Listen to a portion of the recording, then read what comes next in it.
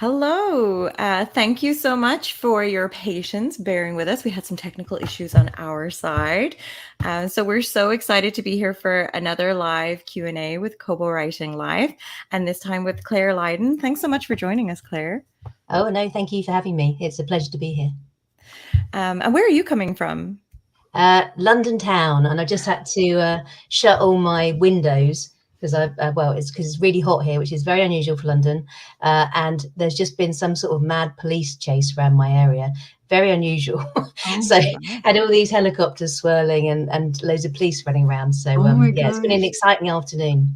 Yeah, that's like author gold, though, isn't it? When stuff like that happens. If I wrote thrillers, maybe. Maybe. Yeah. Well, it's a really nice day in Toronto. We're finally hitting the summertime, which is nice. Long overdue. So as always, let us know in the comments where you're tuning in from. We love to see where in the world we have people showing up. And today we're here to talk about the power of representation and writing queer stories. So Clare, I'm going to read your introduction, if that's okay. Bear with me for a second. That you're a London-based writer of contemporary lesbian fiction. You're #1 bestseller in the lesbian fiction charts around the globe, and you're a sucker for romantic comedies. So your readers should prepare to fall head over heels in love. And your books deal with the lives and loves of modern lesbians in the real world. They're in 3D, they laugh, cry, trip over their words, crash into love, say the wrong thing, drink too much, and they're packed with British wit and bursting at the seams with lesbians. So why not give them a try? Which I think is a lovely summary for your titles. And thank you so much for joining us again. I'm really excited to get to chat with you, especially during Pride. So happy Pride, everyone, too. Yeah, absolutely. Happy Pride. Have you guys had Pride there in Toronto? It's all month, I believe. Like the parade is this weekend, so I'm excited. Yeah, that's what I meant. The parade, in London is Saturday as well. So okay. I've got a lot of I've got family who live in Burlington, so I'm sort of familiar with Toronto. But I've never made it over for a Pride parade. Oh, nice. And we have a group, there's a race this weekend as well, where our Queerly Kobo group are running and raising money as well. So we're excited to cheer them on this weekend too. Cool. So Clare, when did you start writing, and can you tell us how you got into indie publishing? Yeah, so I've kind of always written, standard author answer. You don't meet many people who haven't written since they were kids. But I never thought I could be a novelist because, that was what other people did. I don't know anybody who'd been a novelist. And it wasn't really it wasn't a career offered to you at school. Everyone told me I should be a librarian maybe, which would have been an all right option as well. But what I did was I went into jobs that required me to write. So I was a journalist. I've been an online music journalist. I've been a magazine journalist and then a magazine editor. I did that for about a decade. So I've always had jobs where I wrote, and then I've always been tinkering with stories in the background, but never finished anything. Finishing energy was not my friend. And then I had a job, an online music editor job, and I got made redundant in 2013. So they gave me a chunk of money, and I thought, what should I do? And I thought, I don't really want to go and get another job. Maybe I should see if I could make this book that I've got half written. I've been writing it for about 4 years on and off. So maybe I should try and finish that with the money I've got. And so I did. I took some time off. I actually got paid to finish that book because my boss left that job with I had 3 months to work. And so I said to her, what do I do in that 3 months? And she said, whatever you like, I'm not here. So I actually got paid to finish my first novel. So that's pretty cool. So by the time I left that job and they gave me a chunk of money, I already had a first draft done. And then I just thought, should I see if I could get it published? But I got a resounding no from everywhere I went. This is 2013, so 11 years ago. Nobody wanted to know about a novel with 2 women who fall in love and have a happy ending, which is kind of crazy because now publishers are falling over themselves for queer romance. But back then, only 11 years ago, it really blows my mind still when I talk about this.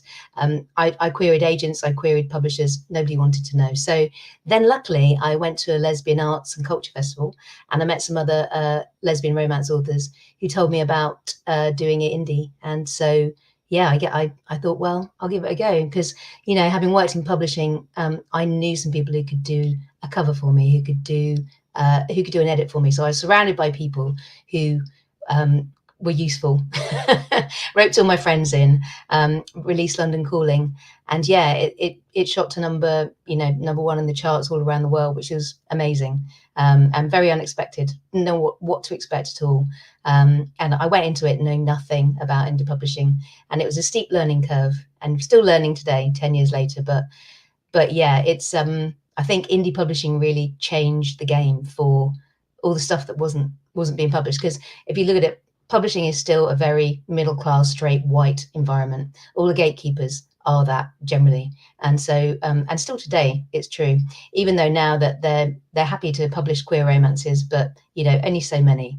So yeah, I think still indie publishing is a big thing for sort of marginalized voices, which is anything outside that very narrow mainstream. I love that you took advantage of the time to finish your book, and like how the kind of opportunities that fell in your lap with them. It'd be so interesting to think about what direction your life could have gone on. I mean, I'd like to think that you would hopefully have like finished that book and found this success regardless, but that's kind of amazing.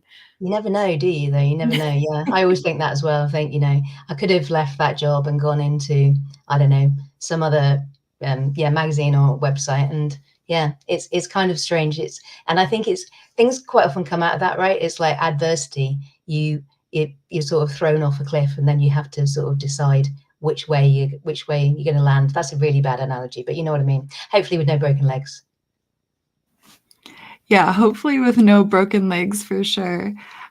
We talked a little bit about how you write lesbian fiction. Can you tell us a little bit about, for anyone that might not be familiar, the difference between lesbian fiction versus like a sapphic romance, which is another phrase that you hear thrown around a lot? Yeah, I think it's just it's the same genre really. When I started 10 years ago, the genre was lesbian fiction, and I think it still is on most publishing platforms. However, language around sort of queer life has changed, as language changes all the time. When I was growing up in the 70s and 80s, the word queer was a homophobic slur, and you wouldn't say it. And now the community has reclaimed it, and it's kind of used as a kind of an umbrella term for anybody who's in the queer community, like gay, lesbian, trans, pan, demi, whatever. And similarly with sapphic, so it's just a more all-inclusive term for female-led queer books with two characters, and perhaps one of the leads is bisexual, pansexual, trans, non-binary, doesn't identify necessarily first as a lesbian, but it's just a more inclusive terminology. I don't think you're going to, I think definitely, it's becoming more and more common in just the queer community in general, not just publishing. But yeah, if you're still looking for a book on most websites, it's still lesbian romance. But yeah, it's just more inclusive language, which is a good thing. Yeah, thank you for outlining that. You kind of touched on this a little bit in your intro about like the changes that have happened in like the 10, 11 years that you've been publishing. But we do see a lot more representation now, which is awesome in like books and different media than there was before. But I'm kind of curious to see what do you think the challenges are that are currently still there for people who are writing and publishing queer stories? I think it's still there. It's huge. And I think especially now with all the right-wing sort of politics on the rise around the globe, which is really worrying.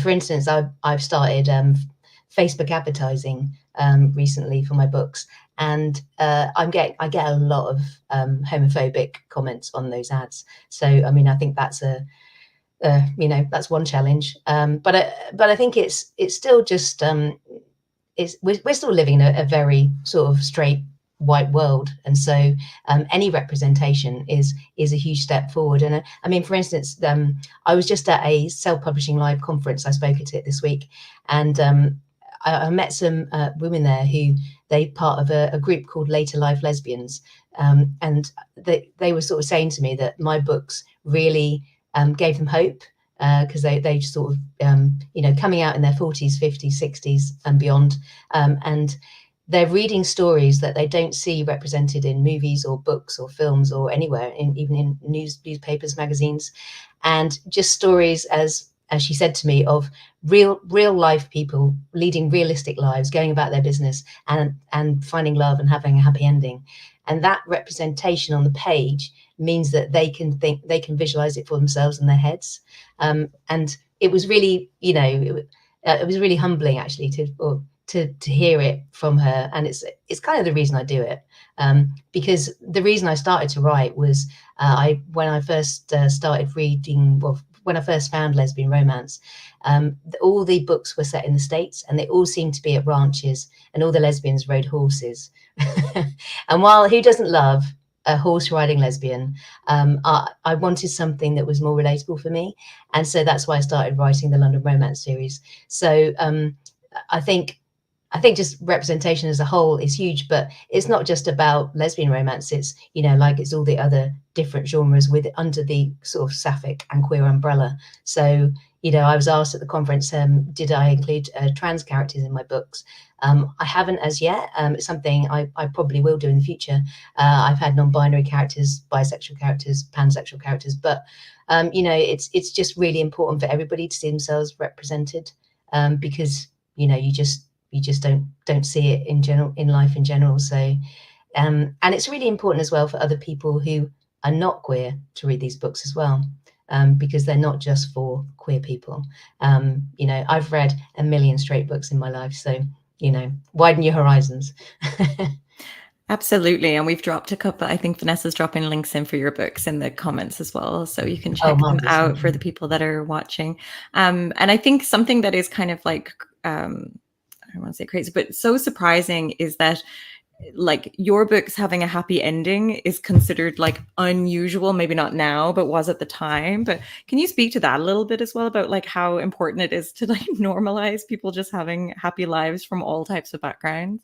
Yeah, it's so important, because I think when I was growing up, all the stories that you saw online, no, online wasn't a thing, was it? In the movies or in books, the lesbians always were really sad, and they always were very good at fixing motorbikes or something. And I remember thinking when I was a kid, shit, I'm no good at fixing motorbikes. I don't know how I'm going to fit in here.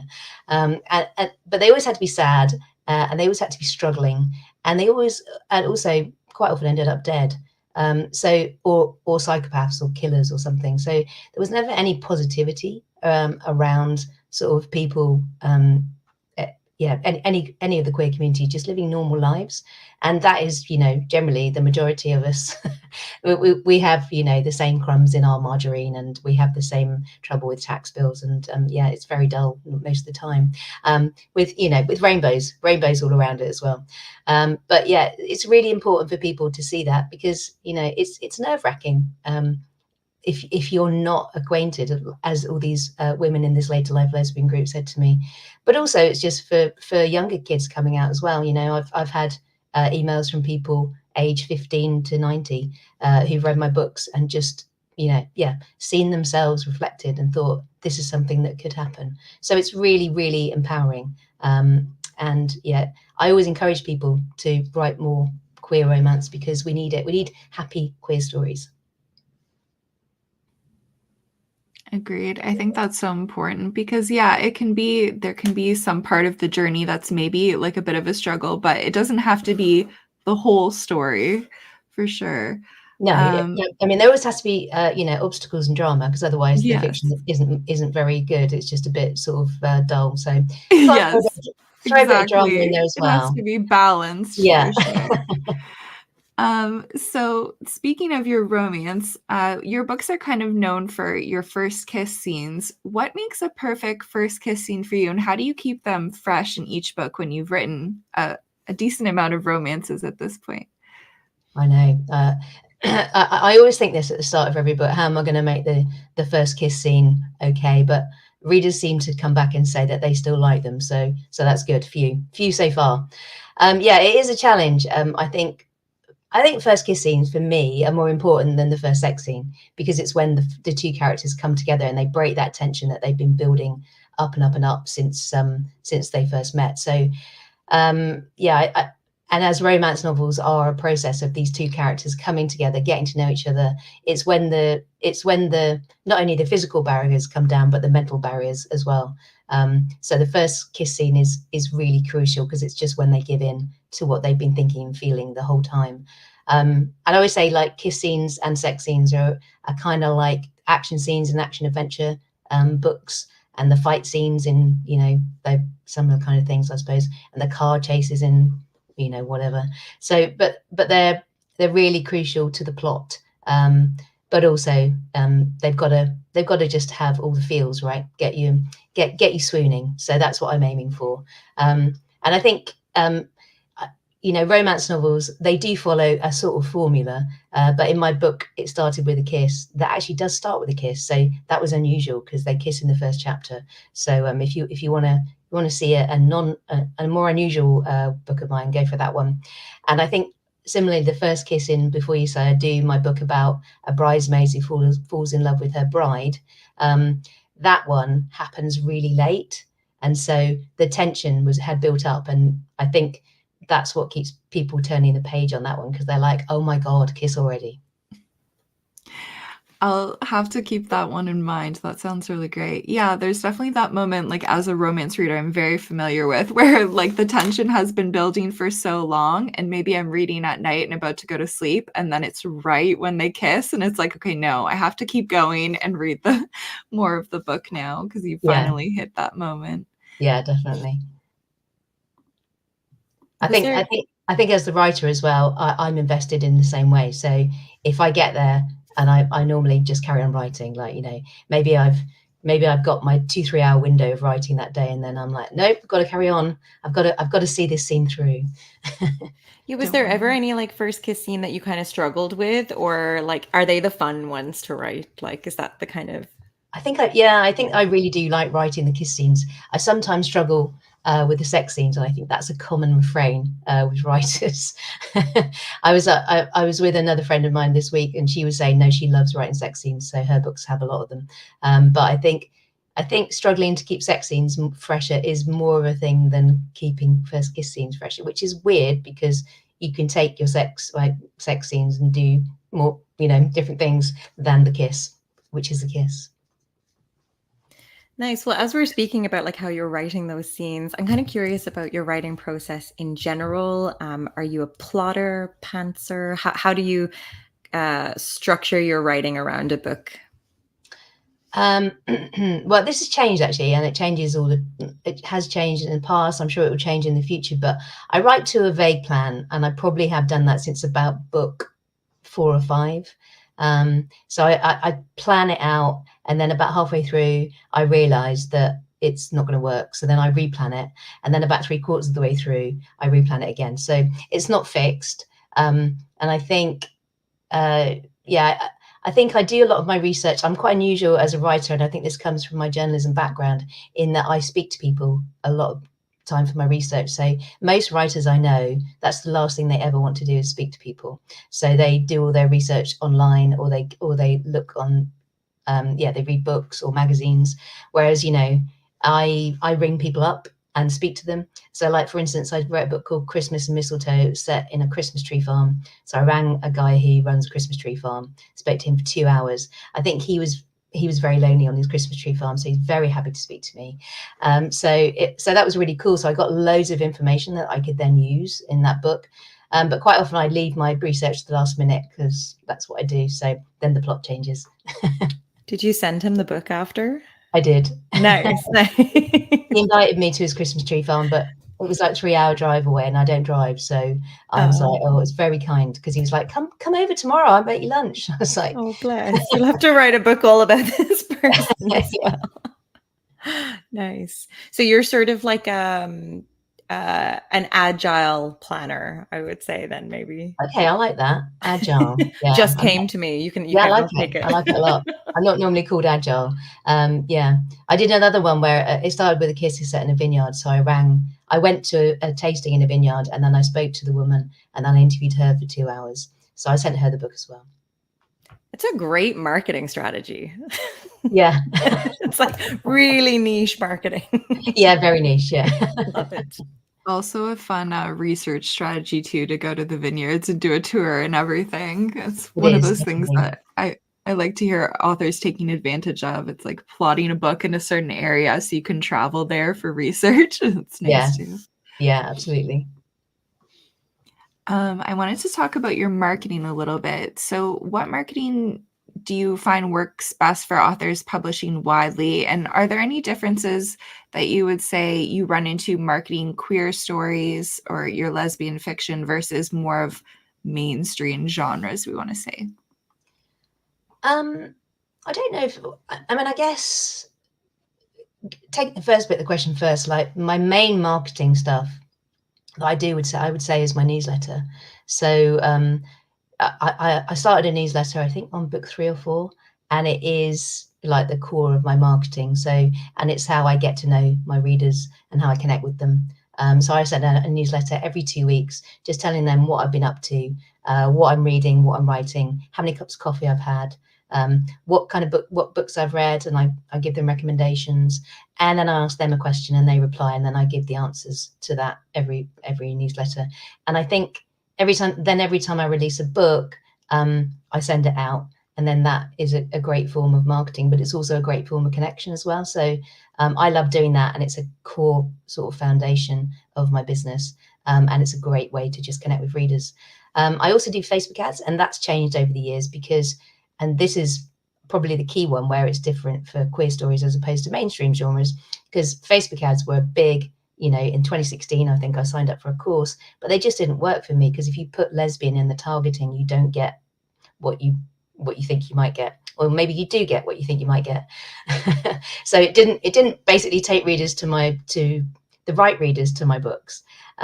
So I gave up on Facebook ads for quite a long time, and then since they've changed their targeting, they now work for my stories. So that's really good. Although, as I said, I do get quite a lot of homophobic comments, so all over the world. So it's something you just have to police. And I'm guessing that, you know, general mainstream genres don't get those.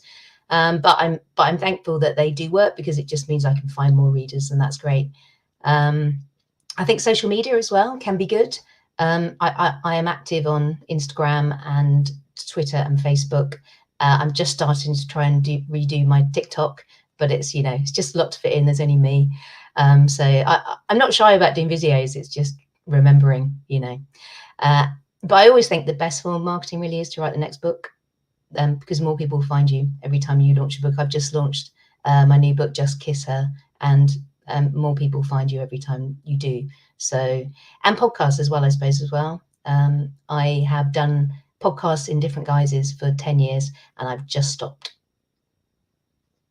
I know I wanted to ask you a little bit later about your podcast, but we can ask that. We can move into that now. But because you were the co-host for Lesbians Who Write podcast with TB Markinson, and then you also had the Lesbian Book Club, and I'm sure maybe there's others that I have missed as well over the 10 years. But I think just those two. Okay, great. Yeah.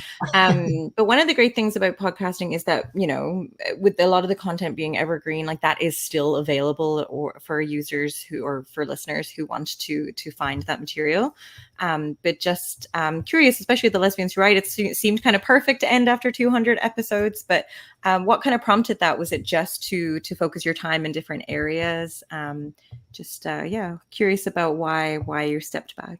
Yeah, I think it was that. I think I hosted it with my friend and fellow sapphic romance author, TB Markinson, and we loved doing it. We did it for 5 years, but I think things have a shelf life. And I think we found that we were kind of repeating some of the advice that or topics, you know, in different guises. And so we were like, I don't know. And when it started getting a bit more difficult to fit into our lives, then we're like, you know, maybe we should call it a day. So we took it to 200, a nice round number. But, you know, I'm really proud of it. We created a community around it. And I know from emails that we got that we've encouraged many writers to start on their sort of writing journey. So that was really lovely. And we did some great episodes. I mean, of course, all 200 were great, but, you know, we did some very sort of good ones and useful ones and fun ones.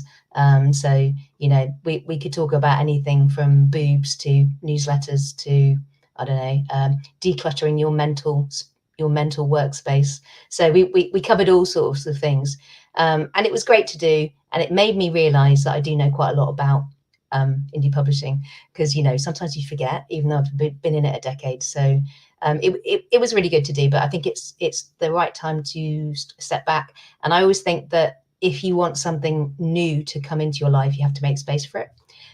But also, I think as I get older, I want to, work a bit less. and I want to, and the things I don't want to cut down on is writing and publishing. So I have to cut down on something else. Well, you have a standing invitation to you both to come on the Kobo Writing Life podcast at any time. If you miss the podcasting space, you're happy to come on. You could just like host an episode. No, I'd love to. I can't speak for TV. Yeah. But yeah, I mean, I do still kind of miss it. It still feels a bit weird because I've done it for 10 years in 2 different guises. So I'm not saying that I'll never do it again, just having a break. Nice. And like you said, yeah, you sometimes need to make space and time for other things. So yeah. To go back to your writing a little bit, your books are sort of part of a series, but also could be read as standalones. And I am kind of curious about like the writing. Is this a deliberate thing, or is this kind of just naturally how your writing is? And then also, how does that affect your marketing? Do you generally always market as a series, and it's just sort of like a happy like I was gonna say coincidence, but deliberate coincidence for somebody that could just read one book and step back out? Could you speak to this a little bit? I guess you're talking about the London Romance series. Yeah.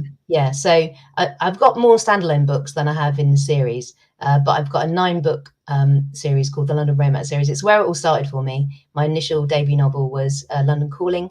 And to be honest, it wasn't meant to be a series, but I got so many people asking for Kate's story. She was a key secondary character in the first book, that I decided to write her story. And then I just carried on. So with a view to doing it as a series. And I just finished it this year. So it did get a little bit more taxing writing it the further along I got, purely because I kept forgetting who'd done what and what colour eyes people have. But then I did a Bible for myself, so make it a bit easier. And I think as you go on, if I've done one a year, but I think the last ones I had a couple of years in between because of life circumstances. So but I'm really proud of that series, and it's got book 8, Big London Dreams, especially is the one I think I'm proudest of, because it's a historical romance set in 1950s London. And my mum and dad met in 1950s London. So I interviewed them, and so I got a lot of inspiration from them. So that's quite a personal book. But I finished the series this year, and I've just going to start to market them as a series. I guess I hadn't really been doing it previously as a series until it was finished. Because I think a lot of readers want to read a finished series, even though, people still read them. But yeah, I'm going to start doing that, and I'm just about to launch my own Shopify store. So then I'll start, doing discounts and things like that. But I am marketing book 1 more heavily than I used to now the series is done, so that people can come in and then read through. But you can jump in at any moment. Like you said, they're standalone books. So I had it the backwards way. You're a standalone author that happened to be writing a series. Yeah. I guess, yes, that's probably I have written 2 series, but they're both complete now.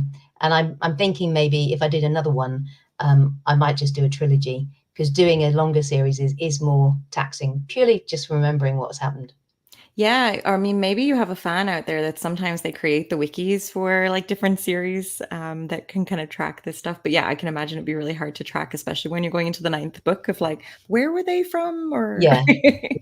No, I did actually have that. I have got a lovely reader who did me like a whole chart. Nice. Series. So yeah, yay for her. Love that. Oh, that's so nice. Do you find it hard to balance, like you said, the fan requests for certain characters versus what you want to write? I think as you go on, you learn what, you learn to have to be able to stick to what you want to do. But if the fan requests would marry up with what I want to do, then that's okay. And also you have to look at the commercial side of it as well. Like, you know, some people might want a more detailed exploration of a certain character, but maybe it didn't resonate with a lot of other people. So yeah, but I think newer authors are more swayed. But having said that, I wouldn't have done the second book in the London Romance series, and I'm forever, you know, happy I did. So it can work out. Nice. There's a question here from Laurie that I'll pop up, asking Claire, what are the common errors or misconceptions that straight writers should be aware of or avoid when they're writing queer characters? I think the answer to this is just generally to treat them as people. I think people often go into it, you know, thinking, oh my gosh, how would someone think about that? But it's just the same as thinking about how would anybody think about that. And if you're worried about how you might treat, you know, someone coming out and how they would feel, or how somebody would feel if somebody reacted to them in a homophobic way or anything like that, you can always ask somebody from the queer community to read it, a sensitivity reader or something like that. But I think the key thing is just to really put yourself in their shoes and ask, you know, how do you think they would feel? Okay, thank you. Not have it like a caricature, I suppose. Yeah. And I guess the community aspect must be really important as well when you were saying about some of the online feedback that is maybe a little bit negative. Has that been something that's been important to you with connecting with other writers in this space? Oh yeah, huge. Yeah, because writing is a very solitary job. So that's why this week was really fun. I got to speak at the Self-Publishing Live, and there was like sort of a gaggle of about 6 or 7 sapphic romance authors, which is, you know, quite a lot in one space, really. And I believe is the official plural of. I think it is. Yeah, yeah. Although that. somebody else put a flock, and I was like, no, it's got to be a gaggle. But yeah, it's very important to connect, and I think that's why I initially started my Lesbian Book Club podcast, because I interviewed other sapphic and lesbian romance authors, and so I connected with them, and then I made friends with people. So it's very important, you know, work colleagues are good to have, and people that understand what you're doing.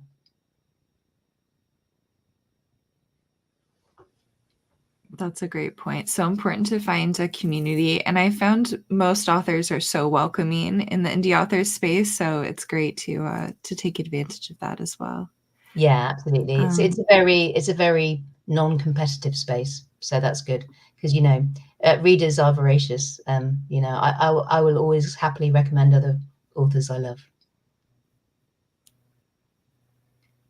Yeah, that's a great point. I wanted to talk a little bit about Hot Shot, which is a sports romance. How did that come about? And do you plan to write more sports romances, or was that kind of like a one-off thing? Yes, I am going to write more. Hot Shot was, I'm a huge football fan, soccer to you guys. So I'm a huge football fan, I played it all through school. And then when I hit 11, I was banned from playing it because women weren't allowed to play football. And so seeing the rise of women's football over the last few years has just been, it's given me such joy that I didn't really even know it would do that. And I hope the next generation never has to deal with the banning that we had as kids. I remember in Canada. I don't know if you had it in Canada, did you? Because I remember all my nieces playing football when they were little. Ireland, I don't know. Okay. We had like the separate Irish sports, but it is sort of like on the professional level. I know there's the very first women's NBA team coming to Toronto, which just launched. So it's exciting to see that space become like just more, I guess, mainstream again is what we're saying, but just like for there to be a space where kids can look up and be like, okay, that could be my career. Like, no, absolutely. Yeah, definitely. Yeah, we have some professional hockey teams that just launched too, so that's been great to see as well. But yeah, it's nice to see kind of more of the embrace of those sports for sure. Yeah, absolutely. So I think because of that, I put off writing about women's soccer for ages because it was too personal to me. Like I'm a huge football fan. I go to see games. I'm a Spurs season ticket holder. And then I changed over to being a Spurs women's season ticket holder. But I decided after the Euros, which was when we won the European Championship, the Lionesses in 2022, my wife and I were there, and it was the single greatest football game I've ever been to, and I've been to hundreds. So, and it was so fantastic. I thought, I've got to write a book about this, so I did. And I'm really pleased I did, because it's a homage to them and to everybody who struggled playing sports. But it's great. So it went down really, really well. And loads of people have asked me for a follow-up to that. And and I keep thinking, I don't know, should I? But I haven't got the time this year, but I've got a killer idea for another one. So, but I'm waiting for it to germinate in my head. Like Before You Say I Do, when I heard the interview with the professional bridesmaid, and I just thought, oh my God, that would be a fantastic lesbian romance if she fell in love with her bride. But I had it in my head for 18 months before I wrote it. So I've got this one in my head. I'm going to write it next year. What a great tease. I'm going to have to I know, right? can't wait to see what that is. I was going to just talk about the current Euros, but I will not, because I've been watching some of the games, but England are doing, you guys are okay. No, we're not okay. We're terrible. I mean, you're in it. Ireland did not even qualify. So that's true. Yeah. And I'm half Irish, so you know, I'd have been supporting both. But yeah, I keep saying the Lionesses men's team aren't very good, are they? No, they should learn from the Lionesses. Yeah, no, it's the England men's team do not bring me joy. Let's put it that way. That's totally fair. Is there any other kind of area of fiction or romance that you haven't written that you would like to dive into? Like those sirens this morning, now you're going to write some sort of thriller. Or is it just that you're kind of you're really enjoying the writing that you're doing? Yeah, I met a lot of people at this conference this week who did write all different genres, but I can't ever see myself writing anything but romance, because it's what I like to read and it's what I like to write. My wife would like me to write a Casey mystery. She likes those, but I don't know. It baffles me to know how that works. I don't know. So I can't see myself writing anything but romance. What I like to do is try and find different stories. So I think this one I've got in my head I haven't seen it before. A bit like The Bridesmaid Falling for the Bride, or Change Your Heart, which is a very unusual storyline. So I try and do those alongside covering my favorite tropes like fake dating, and fake dating is the one I'm love at the moment. And I'm writing a second chance Christmas novel at the moment. Christmas I also love. Nice. Looking forward to those. We had a question earlier from Richard. So I'm kind of curious about I feel like you could talk such a long time about your book recommendations for people to read. And this one is just maybe about your favorite representation of lesbians or members from the queer community in literature or movies. Is there anything that kind of springs to mind? Oh, I'm rubbish at recommending movies because I don't watch that many of them. I don't know. I haven't seen it. I've heard the Kristen Stewart new movie is good. But I mean, I can recommend books. There's lots of different sort of authors that are doing great stuff. Sort of indie authors and traditional ones as well. Like J.J. Arias is really great author. Lisa Gold, Rachel Lacey, Cheyenne Blue, Harper Bliss, who I was with at the conference this week, and Hayley Cass. All those people have put out great books, really, really good. I read one on holiday recently by Alexandra Belfleur, and that's called, oh my God, what's it called? Let me get my website up. But, there are so many fantastic authors out there, and I can't think of any movies, sorry, not off the top of my head. I don't really watch movies that much, which is always perplexing to people. But yeah, I just don't. I really don't like going to the cinema. I don't like the people crunching all the time. Well, I was going to ask if you imagine your books on the big or small screen, but I guess maybe that's not something that you think about. Perhaps people in your publishing sphere do that work for you. I would love them to go to the big screen, and I think Before You Say I Do, the one about the bridesmaid falling for the bride, is my bestseller, and I think it would make a fantastic movie. And I went to my niece's wedding and she had a guy there who does financing for films. So he was very interested when I told him about it. So he's waiting for a script. So I've just got to write it.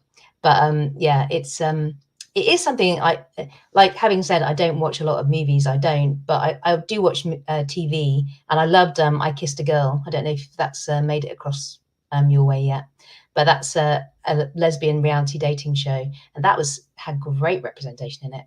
Conversations you've never seen on TV before, and it was presented by Danny Minogue, and it was in the Italian sunshine. So what's not to love? But yeah, I would love to get that one, Before You Say I Do, made as a movie. I have written screenplays before. Before I was a novelist, I started writing screenplays. I've never had any done, but I do know how to do it. You just tuck that skill in your back pocket. Just keep it for when it's ready. Yeah, that's great. I also wanted to ask you if you have any advice for an author starting out now and for how they could find readers for queer stories. Yeah, I think now more than ever, the market is hungry for more queer stories. I don't think, like some people say, oh, is it too late for me to start now? And I always think, no, it's not, not at all. Because I think as more and more books enter the market and people become more aware of them, then more people come to you. And, I'm still getting people every day finding me, and they've never read me before at all. And then they've got 25 books to read. So hurrah, I think. But yeah, I think really if you're an inspiring writer, just sit down and write the book, and don't get caught up on perfection. Because one thing I always think is that the book I always start out with in my head is very shiny. And then the book I end up with is not like that at all. But it's a different book, and that's okay. But you always have these fantastic ideas, but getting it out of your head and onto paper, they'll always come out differently. And that is okay. And I think a lot of people get caught up in perfection, and they want to have the perfect book. It's never perfect. You just have to press the button. And it does take courage to put your work out into the world, because there's bits of you in every book. So, but it's just not getting caught up on perfection, and just doing it. I think that's great advice. I also agree with sometimes people kind of think that they've missed the boat on like the indie publishing thing as well. I'm like, God, no. If like, I know there's more books than ever before, but there's also like more opportunities than ever before. And especially for like queer stories, there's like so many more like promotional opportunities. Like I know we do a lot of stuff on Kobo and like all the other platforms as well that may not have existed a few years ago, as reader demand increases for that sort of space. Yeah, no, absolutely. I hear that all the time from people, like, it's too late, surely. And I'm like, no, it's not. And I know plenty of authors who've started in the last 3 or 4 years who are doing amazingly well. So, and I think also just find something that you want to write, and that also, if there's an overlap, the thing you want to write and then the thing readers want to read, if there's a sweet spot overlap, then that's where the gold is for you, because you'll enjoy it. Write something you want to write, not just what you think you should write. Yeah, that's a great point. I also think too, there's so many more tools now that authors can use to promote their books that didn't exist before. And like TikTok, like everyone's loving indie authors on TikTok. So there's lots of different opportunities to take advantage of. So yeah, it's definitely not too late. Yeah, I'm going to up my TikTok game. I promised some people at the conference this week. So it's intimidating. I don't know if I could do it. So kudos to you for putting yourself out there like that.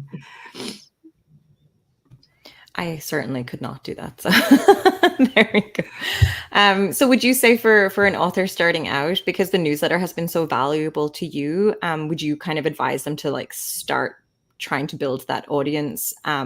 Or would you wait until perhaps you've written like 3 books? What would you say? No, I'd say start right away. Yeah. Start even before you've launched the first book. You can get people interested in it, and then get them sign up for pre-sales as well. If that's where you want to go. The sooner you can start building a mailing list, it's crucial. And I wish I'd started, on book 1. But starting as soon as you can is the best time. So, but it's just amazing, because then you've got a group of readers who want to buy your next book, and they can give you feedback as well. I've got my early reading team from my newsletter list. So, and and they give you encouragement. They're sort of cheerleaders for your career, which you need, because it's a it's a solitary job. Yeah, that must be very valuable to be able to get that immediate response. Oh, it is absolutely. I've got like 60 or 70 people on my early reading team now, so it's a lot of people to manage. We've talked to some authors recently, romance authors, about tropes a lot. Is that something that you kind of use in your marketing to kind of say, like, this is an enemies to lovers book and push it out that way? Yeah, I think it's more and more, isn't it? When I first started out, we didn't, but maybe in the last sort of 2 or 3 years, it's really, tropes it's kind of like, I heard a phrase, tropes on show. And I think I kept hearing that when I launched Before You Say I Do, because like the title kind of tells you what the book's about, right? Almost. So that is tropes on show. And I think tropes on show is a thing that has got more and more over the last few years. Yeah, definitely. So I always lead with that on those little, the little graphics with the arrows that tell you what the book's about. I always put the actual things in there. And yeah, so the Christmas book I'm writing at the moment is a small town second chance romance, which is like my favorites. I think we even find that when we're doing kind of different promotional promotions, whenever we're doing promotions around, like, say if it's romance, the readers really respond well to like then breaking down the tropes within that as well. I guess that's with a romance reader wants to know exactly what they're getting, but be still thrilled by it at the same time. Yeah, I think as well, it's not just tropes. I heard at this conference I was at this week about micro tropes, which they were very granular. And I just think is if you can put some things in that you love writing, and then and probably if your readers have read a few of your books, they probably like reading. So, I don't know, things like I love a first kiss up against like a kitchen counter or a door or something like that. And other people are going to like that. Or, some people love a romantic walk along a beach, or, it's just like little mini tropes like that. Yeah. That you can Like put there in. was only one bed or something like that. Or Exactly. forced proximity, stuff Yeah. like that. Yeah. Like the only one bed is classic. Yeah.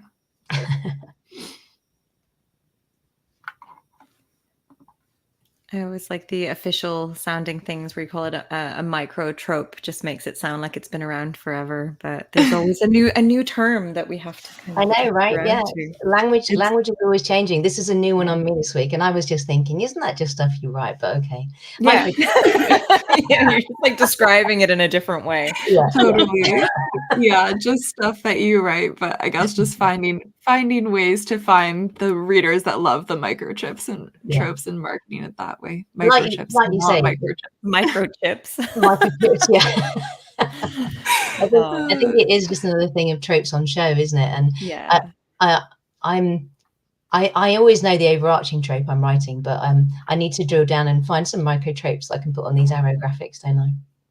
Well, you said your favorite one is the fake dating. Is that your favorite one to write or to read, or is it both the same thing? Yeah, and they change all the time, right? Because I think that I always loved second chance romances, and I've always loved writing them and reading them. And I never used to particularly like fake dating, but only in the last couple of years, I think since writing one, I started reading a few after that, and then I really liked them. So the one I just wrote is a fake dating. Yeah, so I think the stuff I love can change. So that's good. And maybe like a different trope will come in the next few years. Who knows? Isn't that the nature of them, though, that they're all sort of just different forms of the same trope? Now we're just getting really in. That's a macro trope. Yeah. Nice. Well, what is coming up next for you? What are you working on for the rest of this year and beyond? So I'm currently writing my Christmas novel in like 28-degree heat in London. So this always happens. I'm always writing it around this time. But I do a Christmas book every other year. So this year is my Christmas book year. And I do love writing Christmas books. I think I'm known for romances, but also romantic comedy. And my Christmas books always tend to be a bit more rom-com. So that one's going to be out in September. And then after that, I'm going on safari, and then I'm coming back. And then I'm going to be writing the book that I can't tell you anything about. The football book, though. It's not a safari book. That's It's the not a one that'll safari be book, no. afterwards. But the safari book's coming, obviously, if I write it off to tax. Naturally. It's research trips. Yeah. Nice. So where can people find you online if they, I mean, we've dropped tons of links in as well, but is there anything, and where can people find you? Yeah, everything is on my website. So that's www.clarelydon.co.uk. That's CLARELYDON. And you can find me, all my socials on there, and you can have a look at my book recommendations on there, and find out all about my books. Nice. Well, thanks so much for taking the time to chat with us. I know you had a busy week with your conferencing and then coming to join us. So I appreciate you taking the time. We do. Thank you, No, Claire. thank you for asking me. It's been really lovely. Yeah, and thank you everyone for the comments and for the engagement there as well. We really appreciate everyone tuning in, and to those that are tuning in afterwards as well. I also appreciate that. But Claire, I hope you have a wonderful rest of Pride and rest of everything. And I can't wait to see that book that you're alluding to. I'm going to be signing up to your newsletter to make sure I can get first access. Oh, yeah, I should say as well, if you want to sign up to my newsletter, there's a free novella waiting for you. Just go to my website, put your email in. There's a free novella and sign up to my newsletter. Yeah. And I'll be in touch every couple of weeks. But yeah, happy Pride, everybody. Yeah, happy Pride. Yes, happy Pride.